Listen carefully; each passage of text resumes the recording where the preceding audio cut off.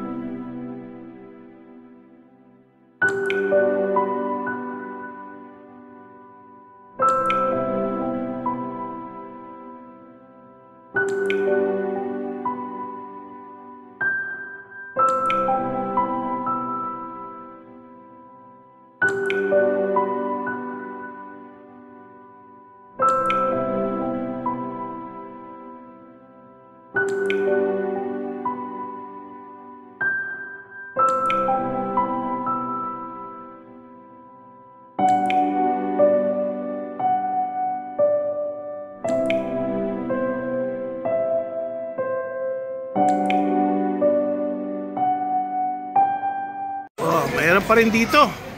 Ano, mga lamang loob, baka pa rin yan, Berna? Ito, nakikigaya sa kapitbahay pero wala siyang customer. Iba talaga yung tindahan doon sa harapan, Berna. Marami talaga siyang customer doon. Oo nga, pareho lang. Pero mahaba pila nun. Yung mga tindahan dito, para ka lang nagpunta ng Senado. No? Parang pumasyal ka lang Senado. Ayan, kamukha niya. No? May mga pinamimigay ng mga ano ba yun, mga baka. Ito, hingi tayo ng isa. Oh, okay. Thank you, ha. Ayan, mga libre lahat ng pinamimigay. Para ka nagpunta lang ng Senado pala. Ha? Panitindahan. Ayan. Dami pa rin food. Ito, Berna, mga laman loob din to. Ha? Diba? Mga laman loob, pero wala siyang customer. Ito yung kinain namin kanina ni Berna. Oh. Swab palang tawag dyan. O, yan ang laman loob. Oh. Ayan yung mga laman loob. Oh. Bakit sikat na sikat yan? Again, ito yung swab na kinain namin, parang pigeon, no?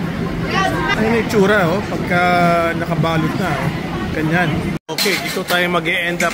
Tayo kakain ng ice cream. Pero hindi pala Pilipino to eh. Oh. Turkish ice cream. Ano ba? magic, oh. May magic, may magic. May magic siya. Yun pala. Kanya pala mahal ang benta niya. May magic. Yan, video. May kalokohan siya pala. Pero Indonesian to. Dapat nandito si Cole. May kalokohan pala. Okay, sa wakas. Thank you. Okay. Yan yun. Okay.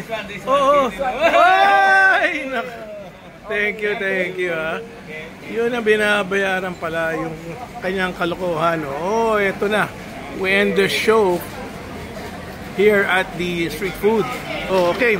Tikman natin yung ice cream ni Loco Loco.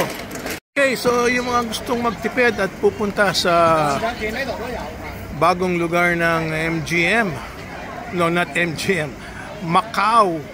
Dito sa Kusanyong Gallery. Punta lang kayo sa Taipa Village. Sigurado makakatipid kayo.